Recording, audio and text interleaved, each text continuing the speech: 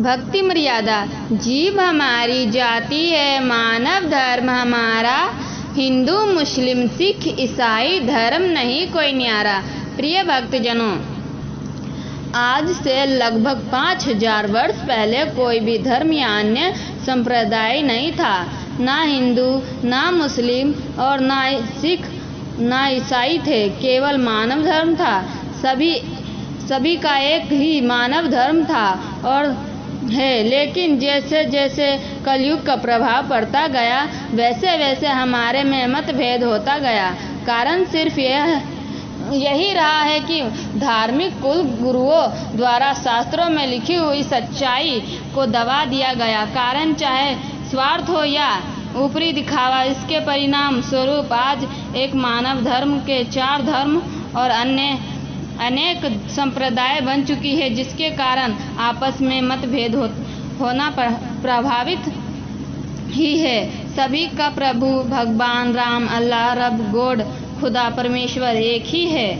ये भाषा भिन्न पर्यायवाची शब्द हैं। सभी मानते हैं कि सबका मालिक एक है, लेकिन फिर भी ये अलग अलग धर्म संप्रदाय क्यों?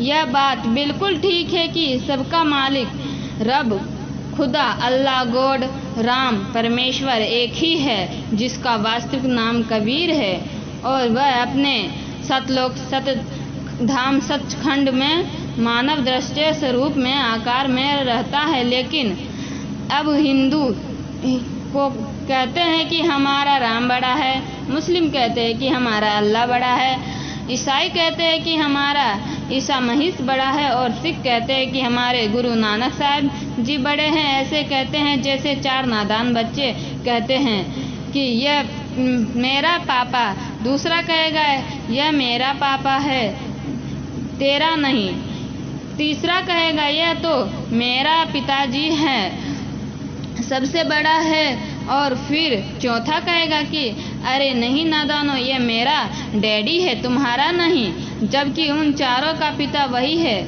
एक ही है। इन्हीं नादानों बच्चों की तरह आज हमारा मानव समाज लड़ रहा है।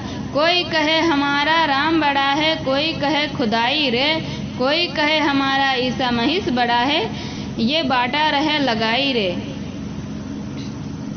जबकि हमारे सभी धार्मिक ग्रंथों व शास्त्रों में उस एक प्रभु मालिक रब, गॉड, अल्लाह, राम साहब, परमेश्वर की प्रत्यक्ष नाम लिख कर महिमा गाई है कि वह एक मालिक प्रभु कबीर साहब है, जो सतलोक में मानव दृश्य स्वरूप आकार में रहता है। वेद, गीता, कुरान और गुरु ग्रंथ साहब ये सब लगभग मिलते जुलते ही हैं। यजुर्वेद के अध्याय 5 के श्लोक नंबर 32 में, सामवेद के संख्या नंबर 1422 में, अर्थवेद के कांड नंबर 4 के अनुवाक नंबर 1 के श्लोक नंबर 7, ऋग्वेद के मंत्र नंबर 1 अध्याय नंबर 1 के सूक्त नंबर 11 के श्लोक नंबर 4 में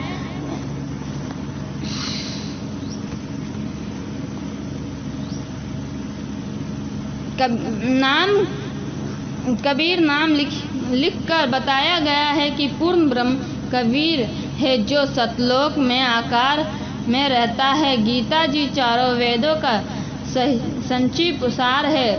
गीता जी भी उसी सतपुरुष पूर्ण ब्रह्म कबीर जी की तरफ इशारा करती है।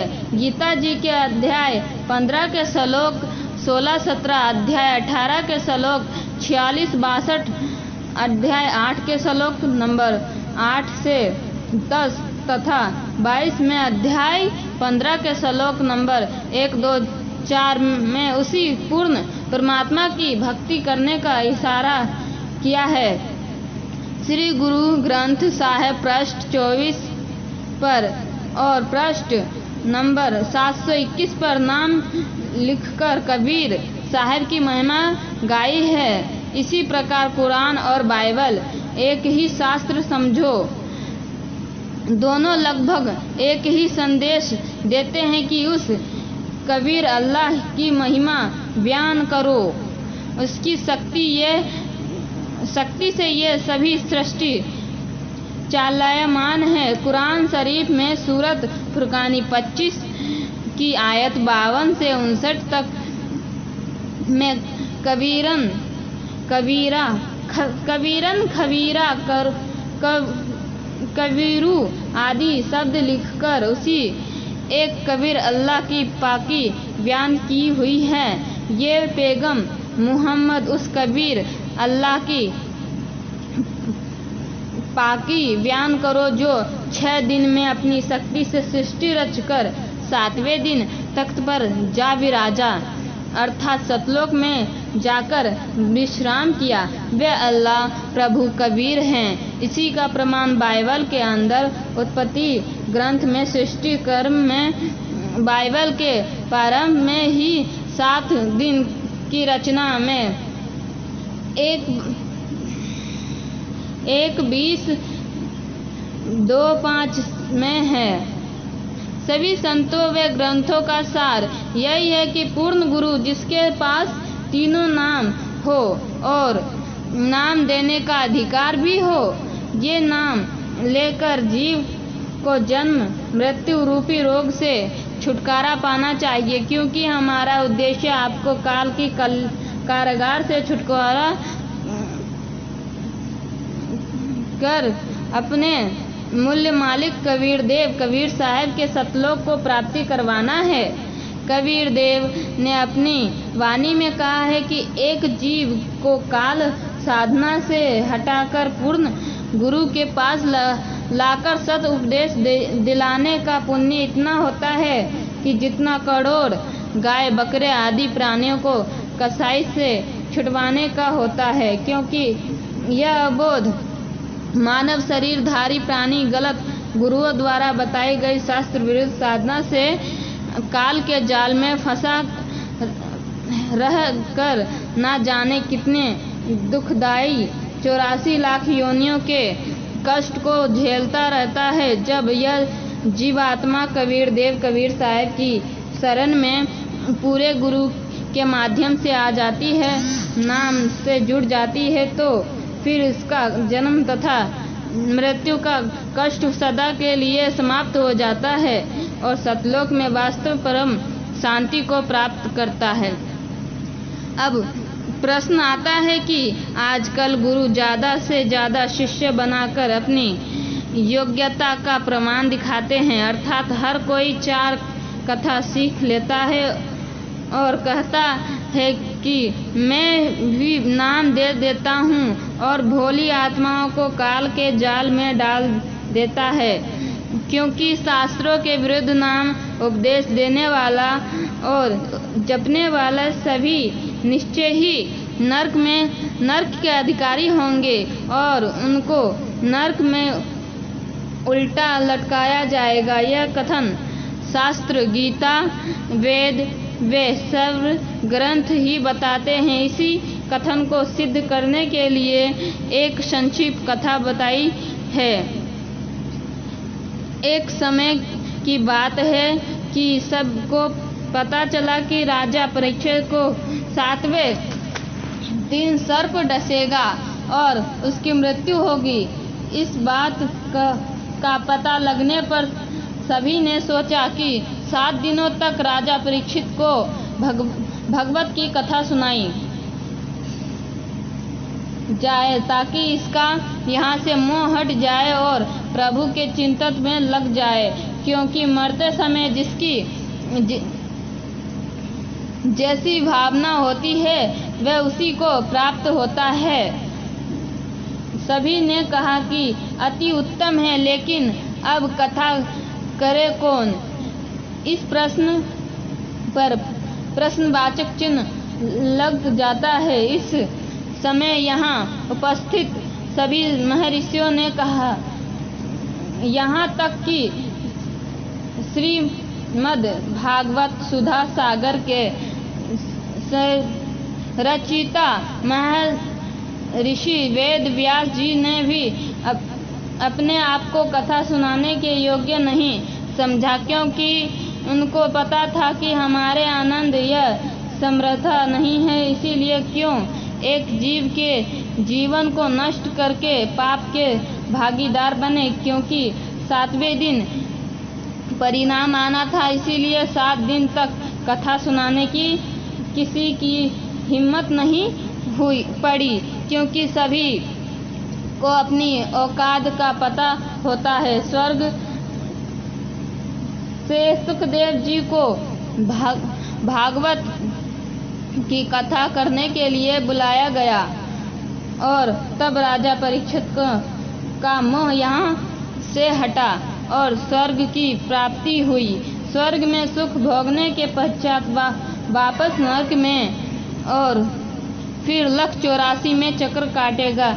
यह यहाँ का डाई एंड फास्ट रूल है, अर्थात अलट नियम है। यह उपस्थित भी 3 लोक के पूर्ण गुरु बिना प्राप्त नहीं हो सकती। ठीक इसी प्रकार जब किसी स्थान पर प्रधानमंत्री आ रहा हो तो उसके आने से पहले 2-3 बहुत अच्छे वक्ता, गायक व तबले वेजू बजाने वाले होते हैं, जो बहुत सुरीली और आकर्षित आवाज से दर्शकों को प्रभावित करते हैं। लेकिन वे जो कह रहे हैं उनमें से एक बात भी करने में समक्ष नहीं है। लेकिन जब प्रधानमंत्री आता है तो वे कम से कम शब्दों में कहता है कि आगरा में इंटरनेशनल कॉलेज बनवा दो, चंडीगढ़ में इंटरनेशनल यूनिवर्सिटी बनवा दो, आदि आदि। सिर्फ इतना कहकर PM साहब चले जाते हैं। उनके कहने से अगले दिन ही वह कार्य प्रारंभ हो जाता है, क्योंकि उनके वचन में शक्ति है। और यदि यही बात आप और मेरे जैसा आम व्यक्ति कहे तो हमारी बड़ी मूर्खता होगी, क्योंकि हमारे वचन में इतनी शक्ति नहीं है, जबकि प्रधानमंत्री के लिए ये सब साधारण बात है। इन तथ्यों को प्रमाणित करने के लिए कुछ निम्नलिखित वाणियाँ अवश्य पढ़ें और गहन विचार करें तथा अति शुद्ध गुरु मंत्र प्राप्त करें। कबीर पंडित और महसा लची दोनों सूझे नाही, औरों ने करे चांदना आप अंधेरे माही। कबीर करनी तज कथनी कथे अज्ञानी दिन रात, कुकर जो भोकत फिरे सुनी सुनाई बात। गरीब बीजक की बात कहे बीजक नाही हा, पृथ्वी डोवन उतरे कह कह मीठी बात। गरीब बीजक की बात कहे बीजक नाही पास, औरों को प्रमोद ही आपन चले निराश। गरीब कथनी के सूरे घने कथे अटंबर ज्ञान, बाहर जवाब आबे नहीं लीद करे मैदान। कथा करना वे नाम उपदेश देना कोई बच्चों का खेल नहीं है कि ली कांख में पोथी चलो मैं भी कथा कर देता हूँ, चलो मैं भी रामायण का पाठ कर देता हूँ, गीता जी का पाठ कर देता हूँ, ग्रंथ साहब का पाठ कर देता हूँ, अर्थात सत्संग कर देता हूँ और नाम भी दे देता हूँ, आदि आदि। पूर्ण संत को ही कथा करने व उपदेश देने का अधिकार होता है और उस कथा का समापन भी वही कर सकता है, क्योंकि पूर्ण संत के शब्द में शक्ति होती है, जैसे सुखदेव के शब्द में थी। जैसे कोई सत्संग करे और मान लो उसमें आम की महिमा बताई है और आम बहुत मीठा होता है, फलों का राजा होता है, उसका रंग पीला होता है, आदि आदि। और यदि कोई आकर कहे कि ला भाई आम दो, तो वह सत्संग करने वाला कहे कि मेरे पास तो आम नहीं है, फिर लेने वाला कहे कि कहाँ मिलेगा, उसको जवाब मिले कि पता नहीं, आम तो निराकार है, वे दिखाई थोड़े ही देता है। फिर लेने वाला कहेगा कि अरे नादान, जब तेरे पास आम है ही नहीं और ना ही तेरे को ये पता है कि आम कहाँ मिलेगा, साथ में कह रहा है कि वे निराकार है जो व्यर्थ, तो व्यर्थ में शोर मचाता क्यों फिर रहा है। कहने का अभिप्राय यह है कि तत्व ज्ञान रहित वे बिना अधिकारी कथा करने वाले और उसके मुख से सुनने वाले सभी नरक के अधिकारी होते हैं। यदि कोई व्यक्ति अपने आप ही गुरु बन जाए,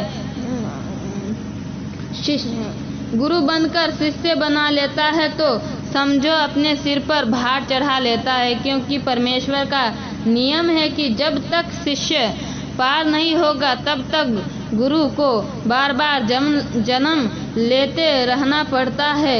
पूर्ण गुरु अधूरे शिष्य से छुटकारा पाने के लिए ऐसी लीला किया करते हैं जिसमें अज्ञानी शिष्य को गुरु के प्रति नफरत हो जाती है। जैसे कबीर साहब जब काशी में प्रकट हुए थे, उस समय कबीर साहब के 84 लाख शिष्य बन गए थे। उनकी परीक्षा लेने के लिए कबीर साहब ने काशी शहर की एक मशहूर वेश्या को सत्संग ज्ञान समझाने के लिए उसके घर पर जाना शुरू कर दिया, जिनको देखकर सुनकर चेलों के दिल में गुरु के प्रति घृणा पैदा हो गई और सभी को अपने गुरु के प्रति विश्वास टूट गया। केवल 2 को छोड़कर सभी शिष्य गुरु विहीन हो गए। सतगुरु गरीबदास जी महाराज की वाणी में प्रमाण। गरीब चंडाली के चौक में सतगुरु बैठे जाए, 84 गारत गए, 2 रहे सतगुरु पाए। भड़वा सब कहे, जानत नाही खोज, दास गरीब कबीर करम से बांटत सिर पर बोझ। हम आपसे यही प्रार्थना करना चाहते हैं कि सोच विचार कर सौदा करो। सामवेद के श्लोक नंबर 822 में बताया गया है कि जीव की मुक्ति 3 नामों से होगी। प्रथम ओम, दूसरा सतनाम तत् और तीसरा सारनाम सत। यही गीता जी भी प्रमाण देती है। ओम तत् सत और श्री गुरु ग्रंथ साहिब भी इसी सतनाम जपने का इशारा कर रहा है। सतनाम कोई जपने का नाम नहीं है, यह तो उस नाम की तरफ इशारा कर रहा है और एक सच्चा नाम है। इस तरह यह सारनाम भी अकेला ओम मंत्र किसी काम का नहीं है। ये तीनों नाम वे नाम देने की आज्ञा मुझे मेरे गुरुदेव स्वामी विवेकानंद जी महाराज द्वारा बख्शीश है, जो कबीर साहब से पीढ़ी दर पीढ़ी चलती आ रही है। पहले आप सत्संग सुनो, सेवा करो, जिससे आपका भक्ति रूपी खेत संभल जाए। तत्वदर्शी संत रामपाल जी महाराज को यह उपदेश देने का दीक्षा प्राप्त हुई है। कबीर मानुष जन्म पाए कर रटे नहीं हरि नाम, जैसे कुआं जल बिना खुदवाया किस काम। कबीर एक हरि के नाम बिना ये राजा भ्रष्म हो माटी धोबे कुम्हार की, घास न डाले कोई। इसके पश्चात अपने सवेरे हुए खेत में बीज बोना होगा। शास्त्रों, कबीर साहब की वाणी, वेद, गीता, पुराण, कुरान, धर्मदास साहब आदि संतों की वाणी के अध्ययन से मुक्ति नहीं होगी। इन सभी शास्त्रों का एक ही सार निचोड़ है कि पूर्ण मुक्ति के लिए पूर्ण परमात्मा कबीर साहब के प्रतिनिधि संत जिनको उसके गुरु द्वारा नाम देने की आज्ञा भी हो, से नाम उपदेश लेकर आत्मा कल्याण करवाना चाहिए। यदि नाम नहीं लिया तो नाम बिना सूना नगर, पड़िया सकल में शोर, लूट न लूटी बंदगी, हो गया हंसा भोर। अदली आरती अजल अजूनी, नाम बिना है काया सूनी, झूठी काया काल अनवारा, पिंगला पिंगला सुषमन द्वारा। त्रत घणी भूले नर लोई, जा घट निश्चय नाम न होय, सो नर कीट पतंग भभंगा, 84 में धर ले। यदि बीज नहीं बीजा तो आत्मा रूपी खेत की खुदाई अर्थात तैयारी करना व्यर्थ हुआ। कहने का अभिप्राय यह है कि इनसे आपको ज्ञान होगा कि जो अब आवश्यक है, परंतु पूर्ण गुरु द्वारा नाम उपदेश लेना अर्थात बीज बीजना भी अति आवश्यक है। नाम भी वही जपना होगा कि जो गुरु नानक साहब ने जपा, गरीबदास साहब ने जपा, धर्मदास साहब आदि संतों ने जपा। इसके अतिरिक्त अन्य नामों से जीव की मुक्ति नहीं होगी। इसीलिए आप सभी के नाम उपदेश लेकर अपने भक्ति रूपी धन जोड़ना प्रारंभ करना चाहिए और अन्य सभी को भी बताना चाहिए जितना जल्द हो सके उतना जल्द, क्योंकि ना जाने कब और किस समय इस शरीर का पूरा होने का समय आ जाए। गुरु नानक देव जी भी कहते हैं, ना जाने ये काल की कर डारे, किस विधि ढल जा पासावे, जिन हंदे सिर ते मोते, खुद गदी उन्हानु केड़ा पासावे। कबीर साहब कहते हैं कि कबीर श्वास उश्वास में नाम जपो, व्यर्था श्वास मत खोए, ना जाने इस श्वास के आवन हो का न होए। सतगुरु सोए जो नाम सार नाम दड़दावे, और गुरु को काम न आवे, सार नाम बिना पुरुष भगवान द्रोही। अर्थात जो गुरु सारनाम वे सार शब्द नहीं देता है या उनको अपने गुरु द्वारा नाम देने का अधिकार आज्ञा नहीं है, अर्थात शास्त्रों के अध्ययन से यदि कोई मनमुखी गुरु से नाम भी